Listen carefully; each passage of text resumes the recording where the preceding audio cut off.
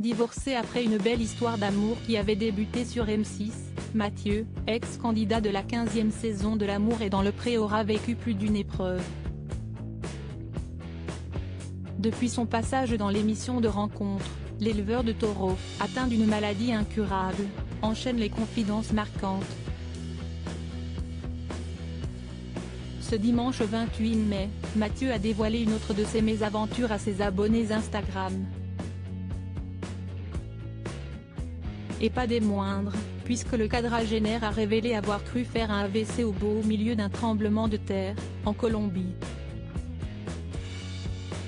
En voyage dans le pays d'Amérique du Sud afin de poursuivre sa démarche de GPA, relancée après qu'une donneuse lui a offert quelques 26 ovocytes, Mathieu s'est vu défaillir lorsque sa chambre d'hôtel s'est mise à trembler.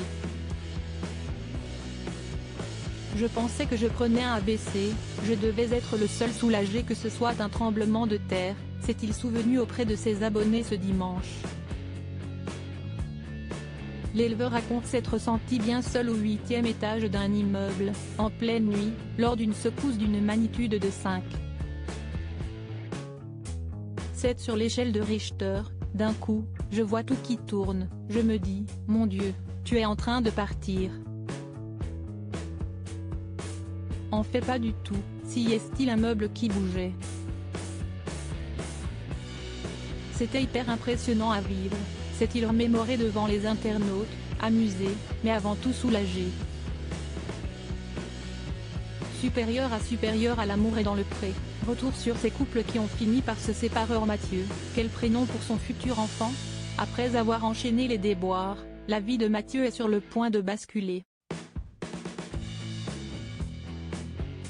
En effet, celui qui n'a jamais abandonné son rêve de devenir père, et ce malgré sa rupture avec Alexandre, son ex-mari, a récemment annoncé une excellente nouvelle.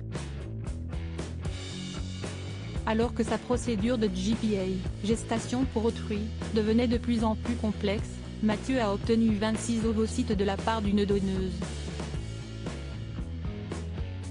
Un précieux don qui le rapproche un peu plus de son but, je connais déjà les prénoms.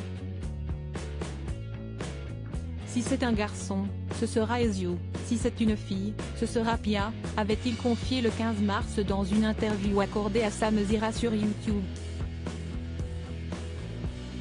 Conscient qu'il lui reste encore du chemin à parcourir, l'éleveur demeure confiant pour la dernière ligne droite. Si tout se déroule comme prévu, son bébé devrait voir le jour en 2024. Article écrit en collaboration avec 6 médias.